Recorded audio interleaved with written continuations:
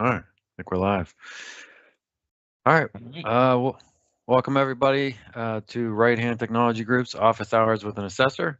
As always, I'd like to thank Matt Gilbert with Baker Tilly for being with us again. Uh, if you haven't been on one of these yet, you know that, or we started them basically for our clients to get an assessor's perspective, get their questions answered. A lot of times questions come up and it's like, I don't know if to ask the assessor about that. And so this is kind of the opportunity to get those questions answered. Um, Matt's been gracious enough to give us his time, on a monthly basis for a while now. We've gone through a lot of questions. Um, so the other opportunity you get here is to get to know Matt and how he thinks, and if he potentially would be the assessor you'd like to work with. We think he probably should be, which is why we why we have him here. He's also not associated with Right Hand Technology Group, so there's no conflict. You can work with Matt even if you're working with us. Um, so yeah, any questions, just raise your hand. We'll unmute you. You can talk directly to Matt. If you're camera shy, you can just submit them in the Q&A, and we'll get those queued up. Matt, you want to introduce yourself and set any ground rules? Sure. So Matt Gilbert, been doing IT and cyber with government contractors for almost 25 years. When CMMC came out, was part of the working groups, was coming up with the assessment methodology, was in the first class of assessors, trained on that methodology. I'm also part of something called the C3PAO Stakeholders Forum, which is kind of a bunch of us C3PAOs kind of advocating for our interests in this ecosystem. Yeah, and been doing CMMC related things for the last 5 years or so now. Happy to answer questions. Can answer, in generalities. Obviously, certain things might be more facts and circumstances specific. I'll do my best to answer without being too specific or give you specific recommendations, because obviously would need to know your facts and circumstances in order to do that. And so happy to, but don't let that stop you from asking questions. Ask whatever you want. I'll answer to the best of my ability, or with give you what an assessor would be thinking as they go through a question like that. So Great. And I guess, as always, if we run out of questions, we'll just call the webinar short. Hasn't happened yet, but always like to throw out the warning that if we run out, we'll just call it a day. Matt, any updates on CMMC? I know we were waiting for contract language. I guess anything else new? Yeah, I mean, I think the biggest piece that's outstanding is there's the two rules. The one establishes the program, the other creates the contract language. We're waiting on that. Originally, I had suggested we were waiting for the person to be appointed and approved for the Undersecretary for Acquisition and Sustainment. It appears that's happened. I believe Mr. Duffy took the role, or was approved, and recently took the role. So, I mean, I guess he's figured out, hopefully by now, where things are in the Pentagon, and is ready to get to work. But I would suspect, kind of any day now, it's gonna go to the OMB folks, and then once the OMB folks get it, I think they've got potentially 90 days. I think they can extend it an extra up to 30 days more. So 90 to 120 days. So my guess, we're little delayed. I think most people were saying summer. I'm guessing at this point, if he submits it today, or is had already submitted it, unbeknownst to me this morning or something like that, we'd be we'd be 90 days plus from today. So we're talking fall. But still, I think is on track for, we'll see that this year. And then once that's out there, CMMC is up and running officially. So I think everybody should continue with their plans and should be kind of pushing towards that goal, because certainly it's going to be before you know it, it's going to be in your contracts, and we need to be ready to get certified, or at least, and we've talked about this a number of times, at least be prepared to make a self-assessment, because I think for the first year, a lot of folks will see, hey, you're required to be CMMC level 2. All you have to do is a self-assessment, but you still need to have the controls in place to do the self-assessment. You can't assess saying you're good when you're not. I mean, that would be a problem, and the Department of Justice has been coming after a lot of folks for making false claims about their cyber environment. So either way you slice it, if you're not ready, you definitely should be getting close, or starting to get into a little bit of a panic. I don't want to scare people, but yeah, I mean, I think later this year you'll see this in your contracts, and you got to be ready. What about I know we talked a few sessions back about the bottleneck of, I think it was background checks and stuff for people to become assessors. Any progress there? It's still real. I think that process, there's been some changes to,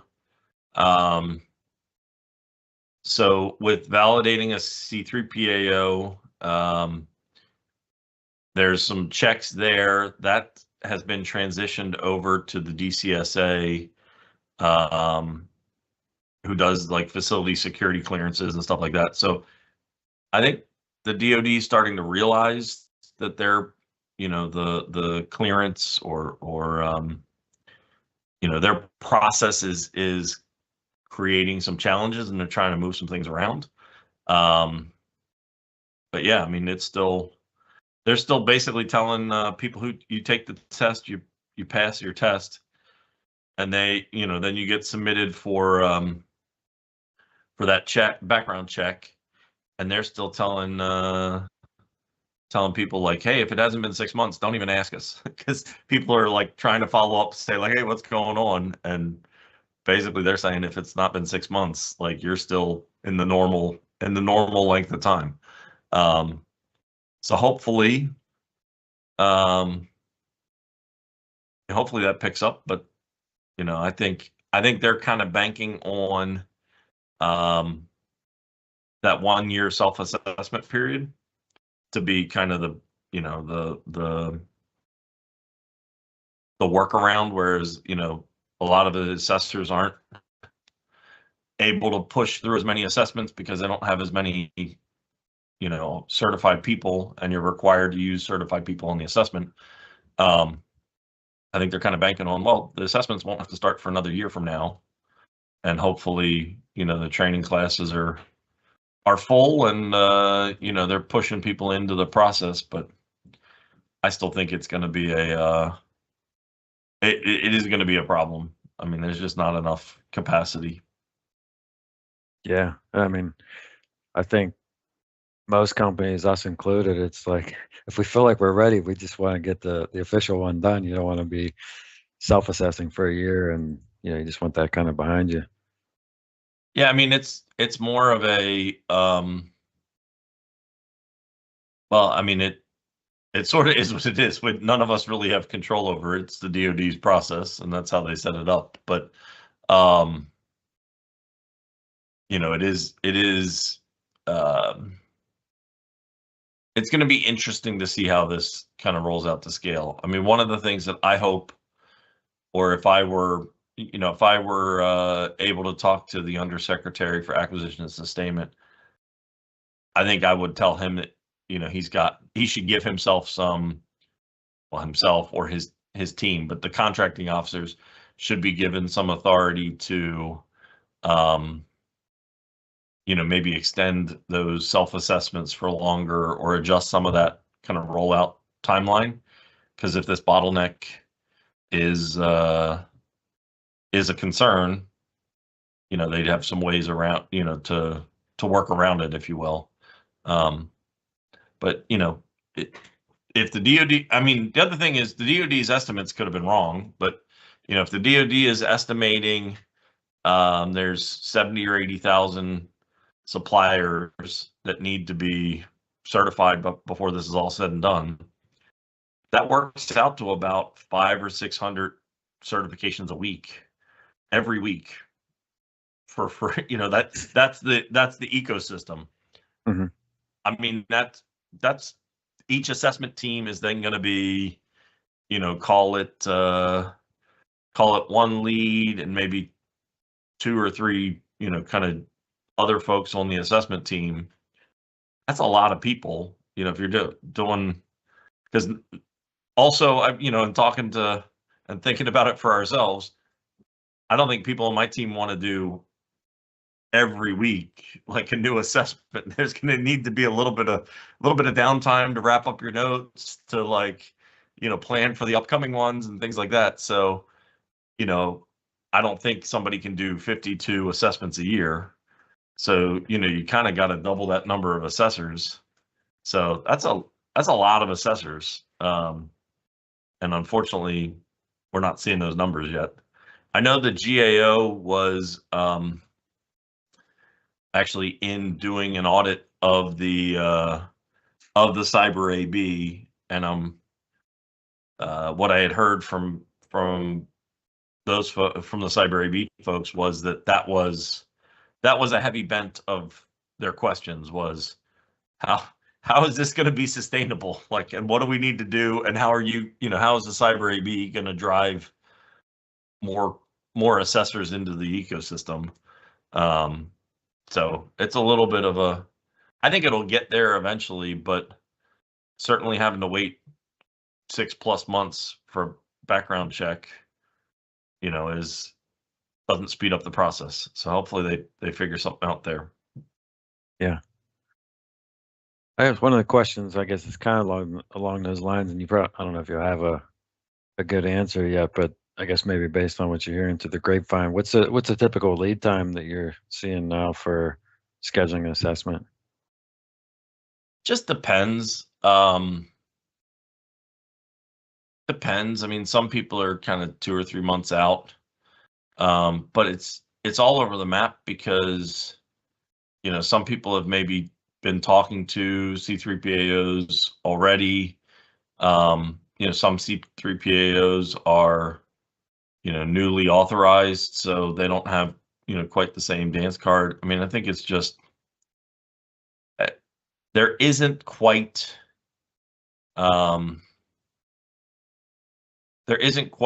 full demand signal yet, if I'm guessing correctly.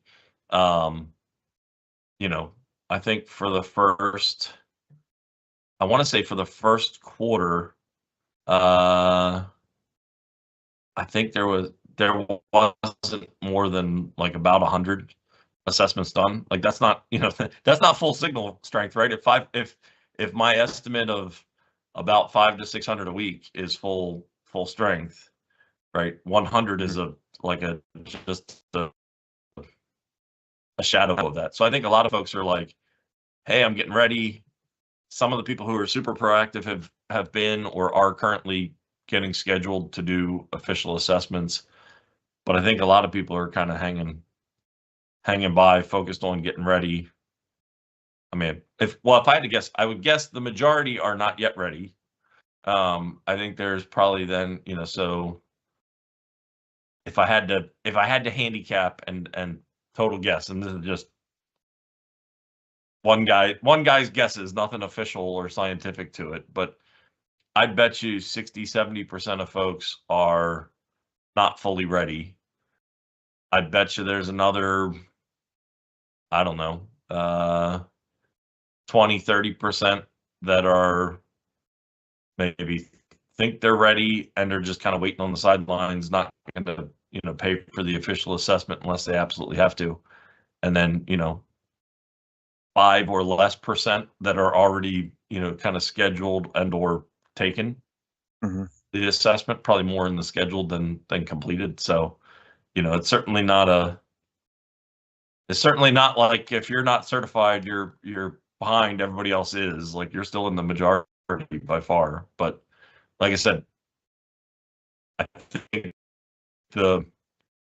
come the fall, once it starts showing up in people's contracts, like, I think that's when instantaneously the demand signal is going to go, through the roof.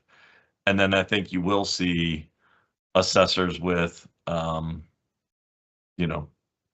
6 months plus wait times. So that could be interesting. I mean, thankfully, like I said, most folks, if you see it in your contract, will see it as a self-assessment. So if you have to wait 6 months to get assessed, it's not the end of the world because you can just self-assess. Yeah. Okay.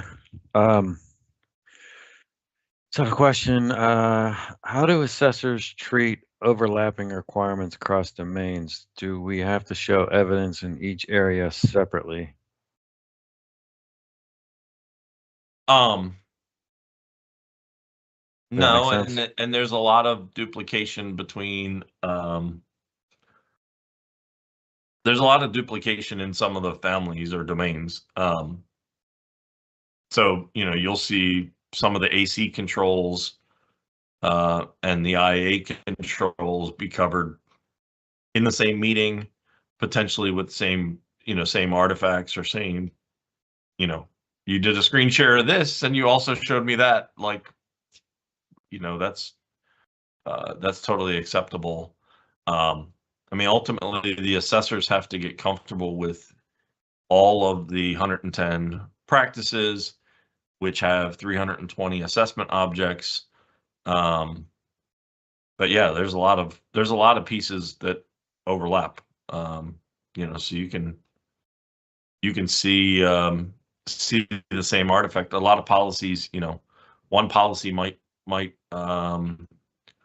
relate to 6 or 7 different practices, right?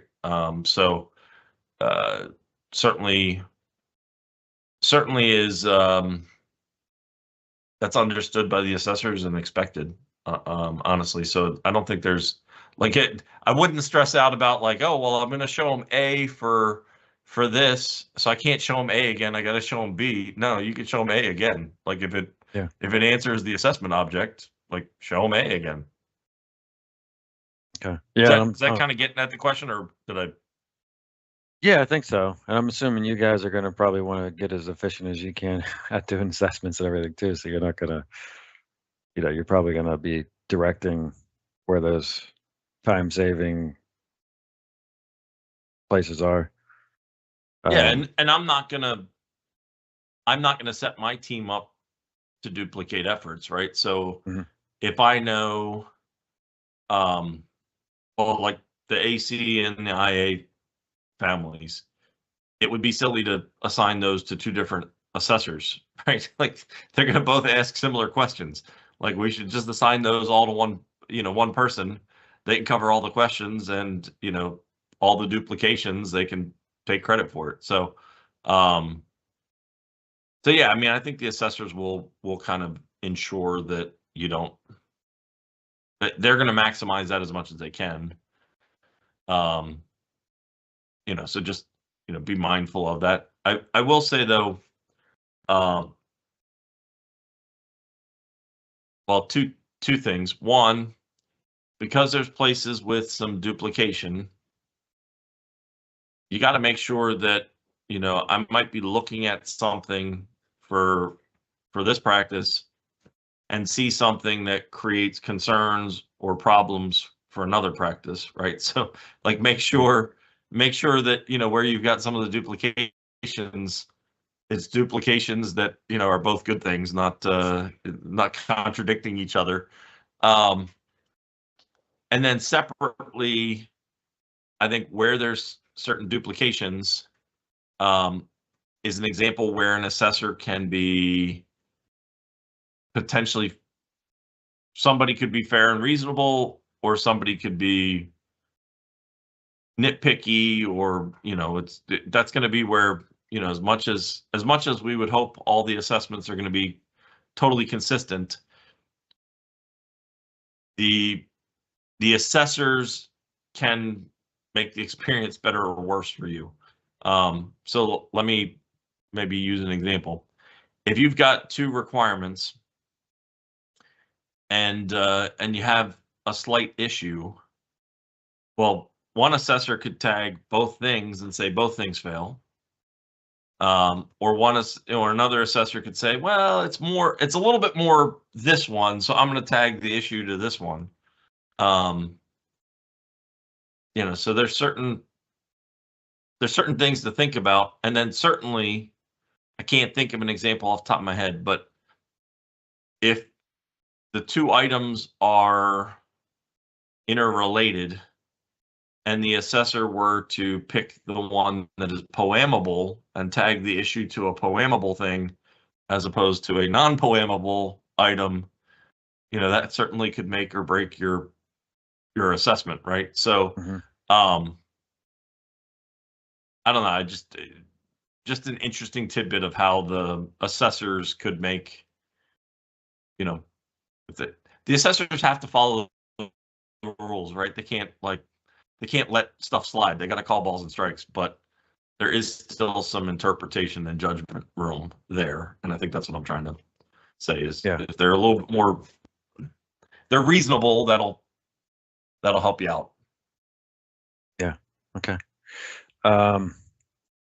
Another question that came over, we might have covered some of this before, sounds somewhat familiar, but if CUI is located in a locked facility with only authorized users going into the facility and no one taking the CUI out of the facility, would the scope of CMMC Level 2 assessment be limited to that facility only, or would the rest of the users and network be included as well? I'm trying to see how the rest of the remote computers will need to be handled. Well, the scoping guide is very helpful in specific for this question, but I would just say in general, like knowing the scoping guidance well is super advantageous. So the scope of your assessment should follow where CUI exists. So if you have and in the definition of an out of scope asset is that it does not contain CUI and it is physically or logically separated from the CUI. So if I have a physical location, if I have 2 locations and one contains CUI and the other does not, and they're physically and logically separated, right? It's not one big warehouse, but it's, it's 2 separate buildings, across the parking lot or something like that. And there's locks and barriers between both of them. Well, those are 2 separate physically separated spaces. One can be in scope, the other can be out of scope. That's totally fine. As it pertains to networking, the logical, it's physical or logical separation. So if you've established via firewall or VLANs or some other mechanism, you've made it so that the 2 are logically separated, you can, as long as the CUI stays on the one side, that would be in scope, and the logical separation would keep them apart. And so everything else on the other side is logically separated. It can be out of scope. If there isn't that logical separation, well, then that's where stuff maybe doesn't contain CUI, but it's not physically or logically separated. Well, then by the definition in the scoping guide, that becomes contractor risk managed assets. Right. So I guess I would just get that table. Like I would know that table in the assessment, the scoping guide. I would know that table in that scoping guide like by heart, because that's like CUI's got to be in scope, and you can kind of use that to take care of some things from a scoping perspective and keep your scope smaller if the physical or logical separations apply. All right. Here's one I guess we're kind of seeing a lot, especially being an MSP. When does an MSP or tool provider, I guess we see it a lot as, I guess, a tool provider or something like SentinelOne or CrowdStrike, or, you know, where they're doing managed detection and response, they're MDR, not just providing you endpoint protection. What, at that point, it sounds like they're considered an external service provider, not just a cloud service provider. Is that accurate? Because they're actually doing things, responding to incidences. Well, yeah. So you got to look at the definition. So if they have your CUI,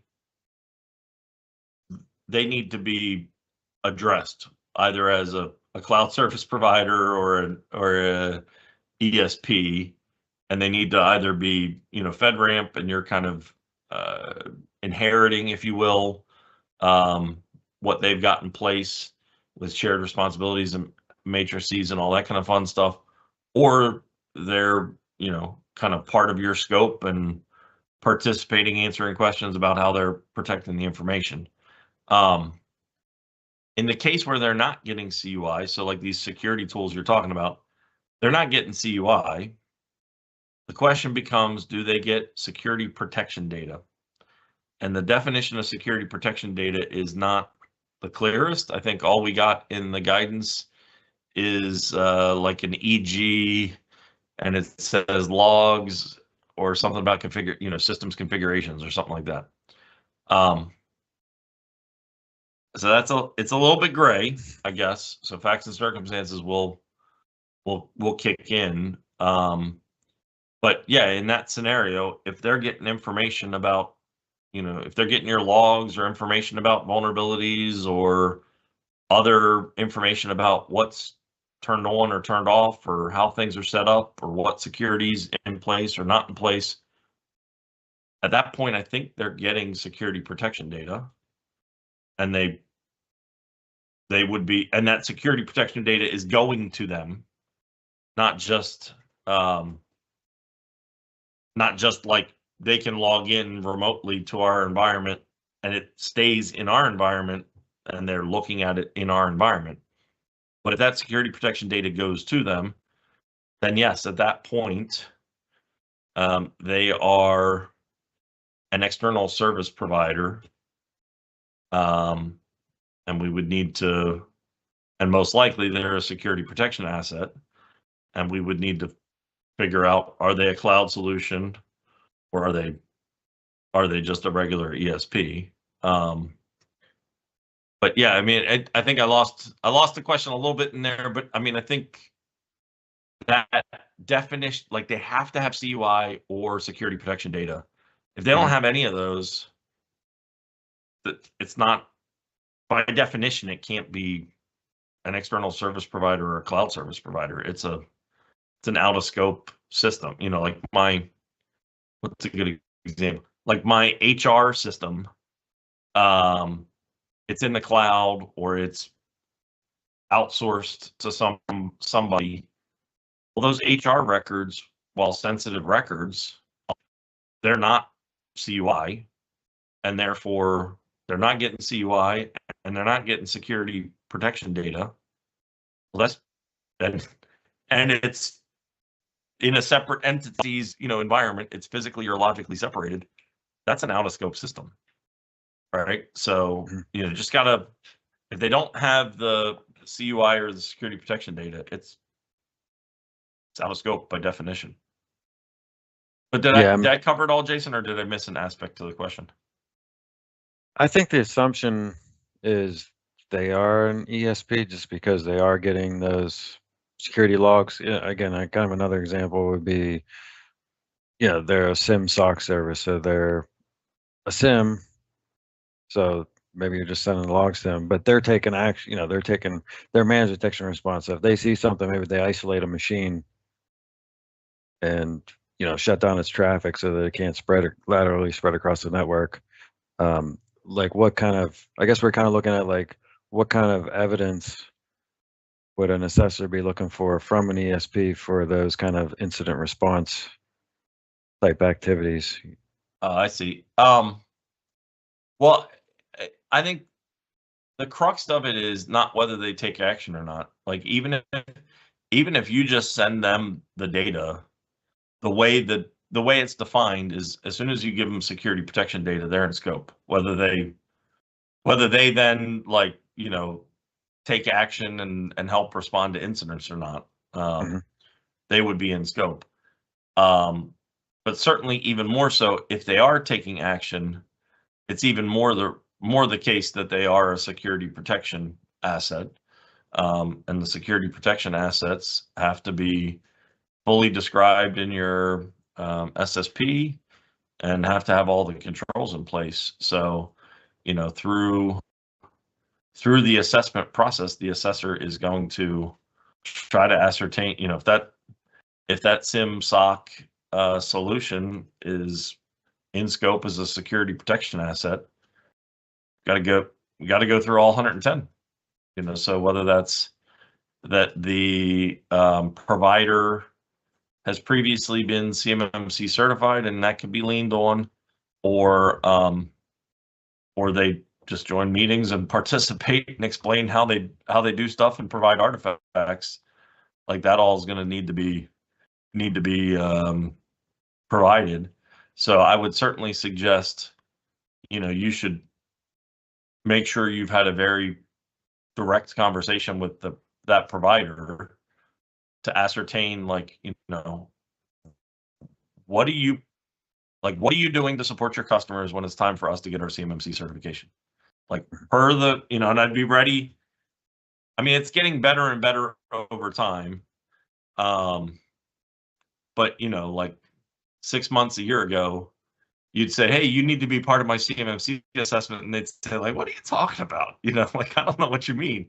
Hopefully you don't get that kind of response.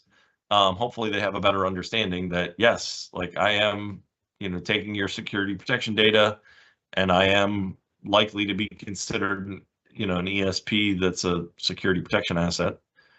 And yes, I gotta answer this stuff, and I'm gonna show up. Like you guys got, some of them I've heard them say, you got to give us 3 weeks notice, and here's all of our package that we'll plan to make available, and we'll have team members at the ready, and we're going to charge our hourly rate, or it's already in the price of the service, whatever, like that, all that kind of stuff. You probably want to have that conversation and get on the same page with them, so that you know what to expect. But the last thing you want to have happen is the assessor say, okay, can you explain to me how this ESP works, and where that's included in your SSP, or how they're satisfying the practices, and you can't answer their questions, or the vendor can't show up to participate. That would be a problem. That wouldn't be a good assessment for you. Yeah. Okay. Now, are they only going to need to participate in the practices that they're helping you meet, or because you mentioned 110 practices, are they going to have to basically go through an assessment as well? I mean, I would make sure they're ready for all 110 questions, because technically in the scoping guide, that's what it talks about. Now, I think assessors are probably going to be more interested in the stuff that's more germane and relevant to what you're actually using them for. And some of the practices, I doubt well, again, this is, I hate to say it this way, but like some of it's sort of facts and circumstances based, right? Like if I'm Mhm. an external service provider and I'm holding my client's CUI, well then yeah, like every last one of the 110 is definitely going to be in scope. But if Mhm. I'm a external service provider and all I handle is like SIM and SOC log type information, I think you're going to find I don't think an assessor will say like, I'm absolutely going to ignore it, but I don't think you're going to see an assessor ask a whole lot of questions about, you know, what's the physical security over there at the, your SIM SOC solution, or what are some of these other practices that are kind of just further and further Yeah. removed um, from what that provider actually does. But that's going to be a little bit of judgment. But like I said, I would still prefer my vendor to be ready to answer those questions. And you know, if you think, oh my gosh, we're not ready to go there, it should be a boy, that assessor's annoying. Why are they going there? But like we're ready to answer the questions. Yeah. Okay. Um, can we reuse evidence collected during a pre-assessment, or I guess as maybe they worked with somebody during an assessment before scheduling their official one? Can they reuse evidence collected during that when the official assessment happens, if it's, I guess, close enough time-wise? Yeah, I mean, I think you're spot on with the timing of it is, well, you can reuse. So rewind to the beginning. Yes, you can reuse and should reuse some of the evidence. Like if a policy, if you use the policy for the for a pre-assessment and you want to use it during the actual assessment and the policy hasn't changed, well, that's the only piece of evidence there is. So of course you got to be able to reuse it. Other evidence that's a little bit more point in time or likely to change, I would expect, you can submit that, but I would expect most assessors are going to want to see something more current. Now, how current or what cutoff is it? That's going to be up to each assessor and or up to the practice, right? So like, hey, we submitted this list of everybody who has access to the building as part of our pre-assessment. It's still in there. It's 2 months old, but we haven't hired or fired anybody. We're a pretty small organization. I don't know. That might be good enough for me. But if you have that same list of who has access and it's now 10 months old, and you're a big, huge company and people are coming and, dozens of people are coming and going each week, yeah, I'm definitely not going to rely on that list. It's going to be too out of date. So, I would certainly start by, well, the assessor is going to have a request list for you. I would certainly start from any of my prior assessments and the evidence that you kept from those assessments. That would be the first place I go to start fulfilling that assessor's requests. And then the stuff that's, could have changed, that's where you'd have to make a judgment call, or maybe ask your assessor like, hey, it's only a month old. You good with that? They'd probably say yes. This is, a year old. Might not even ask the question. I might just go get fresh stuff. Yeah. I guess for some of that stuff's going to depend on the frequency of the action, right? If it's like a quarterly maintenance thing and it's only been a month since you last did your quarterly maintenance thing, it's probably, versus if it's something you're supposed to be doing every week. Yep. Okay. Yeah, I mean, and it's going to change, like,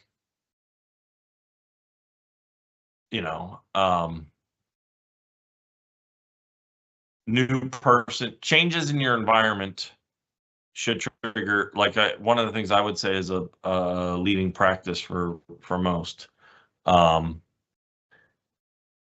is if you've got changes in your environment as far as who's performing different things, that to me creates risk that the control stops working, or they don't do what they're supposed to do, or don't keep documentation. So like as an assessor, I'm going to probably ask during the course of the assessment, was there any turnover in the team that runs these controls? And if you tell me like, oh yeah, like Jim left 3 months ago and he did all of our patching. Okay, well, the artifacts for patching, if they're from back when Jim did it and now it's Sally that does it, I probably want to see what she's doing, because maybe it's better, who knows? But like I can't just kind of like assume it's still same. Gotcha. Okay. Just kind of a two-parter related to the vendors. What are assessors looking for when evaluating whether an organization is properly vetting its vendors from a cybersecurity perspective? From a CMMC assessment, not much, because there's not, there's not really, like we're sticking to the 320 assessment objects that are part of CMMC. So, could I tell you, like, yep, you should be, before you award any work to subcontractors, you should be verifying that they are, well, right now have a SPURS score posted. Maybe you want to know what the score is and if it's any good, or in the future when CMMC certs are part of the contracts, you should definitively be double checking that they've got a certification before you award them a subcontract. But technically, that's not one of the assessments. So you would create a very awkward situation for an assessor if you told them, hey, I don't check on any of my subcontractors. I just, like they can do whatever they want. This CMMC thing is stupid. Okay, but technically I would struggle, because it's like, man, there's something really wrong here. But like, there's not an assessment objective that says determine if they verify that everybody has a CMMC certification before awarding a subcontract. Like, that's not part of my assessment. So I can't go making up items for the assessment. So right now, the 110 practices, there's not really much content in there that is too specific about supply chain, other than if, like we've touched on previously in this conversation, certainly if you're using a vendor, that vendor, becomes or is a CSP or ESP, external service provider, like that would kick in. But any other kind of vendor relationships, I just, it's not part of the scope. It will be in the future, because NIST 800-171 revision 3 has some supply chain stuff, and 853, which is the kind of the granddaddy of 171, has a bunch of supply chain stuff. And separately, the government is starting to ask more and more in their procurements for you to give them SCRM plans, or supply chain risk management plans. So the government certainly cares about it, but technically, as a CMMC assessor, there's nothing in my scope that really gets into that much granularity about it. What about if, I'm just trying to think of some examples. I know we talked previously about, a cleaning company coming in, cleaning, you outsource your cleaning. And well, that would be, that wouldn't so much be, where that typically comes up is you have to vet individuals prior to granting them access to CUI. Well, when I give a cleaning person, if you have a space where CUI is not locked up, So, you know, you've got a conference room or a work area that, you know, if you get into that through the locked door, there's CUI sitting out, you know, or tacked up on the wall, or, you know, whatever. Like, Mm-hmm. if the cleaning crew is given access to that room unsupervised, you just granted them access to CUI. You need to have vetted those people. But you know, that's that. So there's, I guess there's that one thing, but it's not specifically like, how are you managing your supply chain risk overall, or some other vendors. Like, you could, you know, you could have all kinds of other supply chain vendor issues. But for that, like that cleaning crew, like if the cleaning crew is escorted while they're doing their work, or you have a clean desk policy that, you know, they're to come in after hours, and after hours nobody's to leave CUI left out unlocked up. You can hire whoever you want. Like, that's not that Mm-hmm. doesn't pertain to one of the assessment objects. Not going to Yeah. ask about it. Can't ding you on it if I discovered something. Yeah, I guess another example would be more electronic based, would be, say you have an attorney who reviews your contracts for you, and you know, in your contracts you got, say, CUIs in your contracts that you're betting on, or Yeah, I mean, but well, but that gets in the facts and circumstances too, right? So I've got an attorney, and I never give the CUI. I never give the attorney CUI. I call him up and ask him questions, and he gives me advice. He never took possession of CUI, not in scope. okay. So Right, if he, but if I send him CUI, that's, you know, that's potentially problematic. I guess the only control I could tag that to as an assessor would be the control the flow of CUI one. And I would say, like, hey, you're not properly controlling the flow of CUI, because you let CUI, you know, you have this practice of sending CUI to your lawyer. But again, I'm not going to be specifically asking for that. It'd be kind of weird how I would even stumble into that as an assessor, because I mean, it's not really,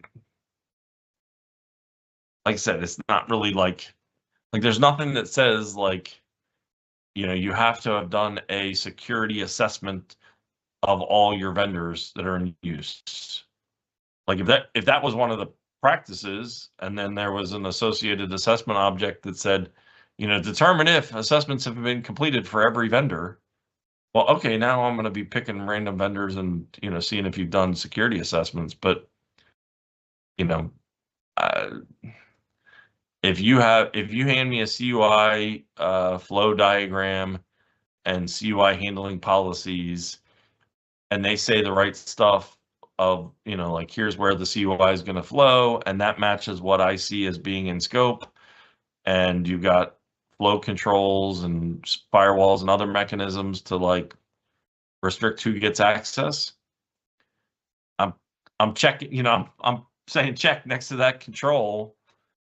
I'm never asking a question of, like, do you also send CUI to a lawyer? I mean, I guess if you told me, like, oh, this is our flow, but, like, we also send stuff to a lawyer and they're not certified, and, you know, they're not prepared to protect it, I guess I can't ignore what you told me. But I don't think most assessors are going to be, like, you know, hunting,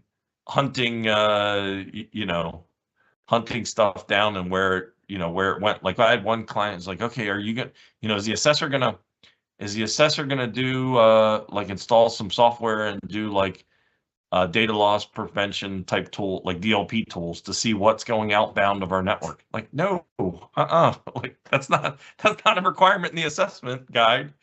Like, I mean, if you tell me and like if you make it obvious that you're doing something stupid, I can't, or that violates one of the assessment objects, I can't ignore that. But like I'm not like doing a I'm not doing a forensic investigation. That there, you know, there's kind of a reasonableness to a lot of this stuff.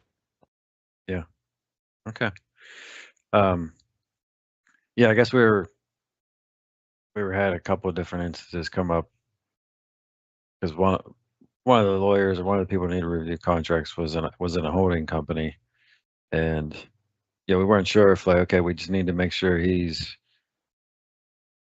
gets the same kind of training, like he's meeting the same training requirements as, you know, the employees who are accessing this type of data.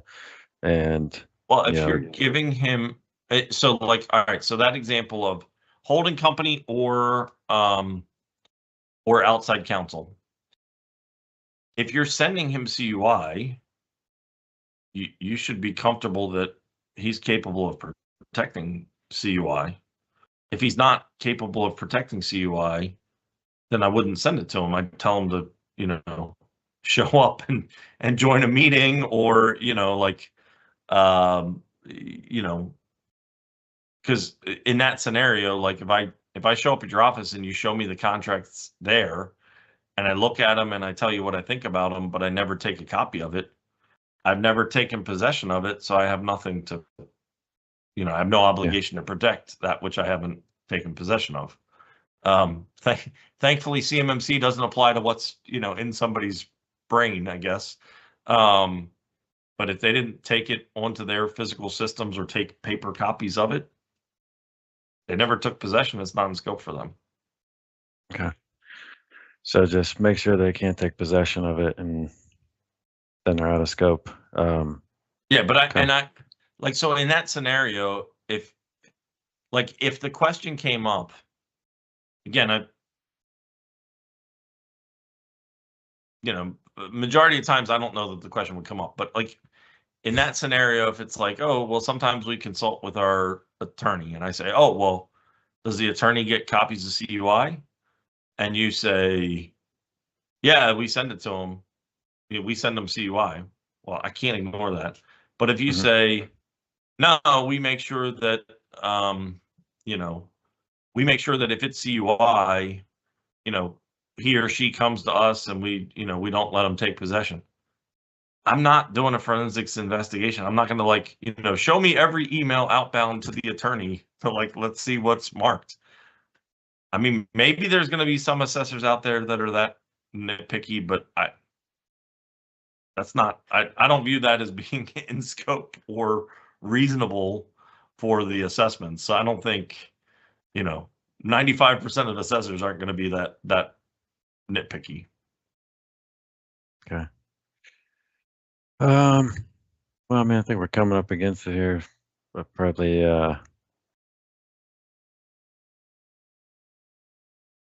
that's probably good for today. I think we get into something else, we're gonna be running past. Anything on your side? Anything you want to share? What you might have coming up? Any webinars or how people get a hold of you? Just bakertilly.com/CMMC is if you want to talk. Happy to talk. All right. I guess, you know, I don't know if you ever share what else you guys do besides CMMC. I know you guys do a lot of stuff. Well, I mean, I guess we just acquired/merged with a firm called Moss Adams. So I guess we are now the 6th largest accounting consulting firm in the country. So with that, we picked up, they were doing FedRAMP 3PAO work, so we can do FedRAMP for folks if that's what they need to do. We certainly do a lot of SOC, ISO, PCI, a lot of your different cyber compliance requirements. You know, we could certainly help you with. Personally speaking, besides CMMC stuff, I actually do a lot of supply chain risk management type work for government contractors who are now seeing that in their contracts and saying, "Oh, what the heck is a scrim plan?" I've done a lot of that. So yeah, and I guess as a firm, we do accounting and taxes and all that kind of fun stuff. So I would be happy to help. I wouldn't be me doing your taxes, but be happy to refer you to a colleague that does that. Cool. All right, I figure that's probably good for people to know, just in case they have other needs besides CMMC. But Matt, I appreciate you taking the time again, and I always learn stuff. I know my team learns stuff, and hopefully everyone else learns some stuff today. I know we always try to stretch your brain as much as we can. No, with it's fun. questions. I enjoy the questions, so they're always good questions. So yeah, all right, I appreciate it. Have a good rest of your week. Yep. Thanks. You too. See you. Bye.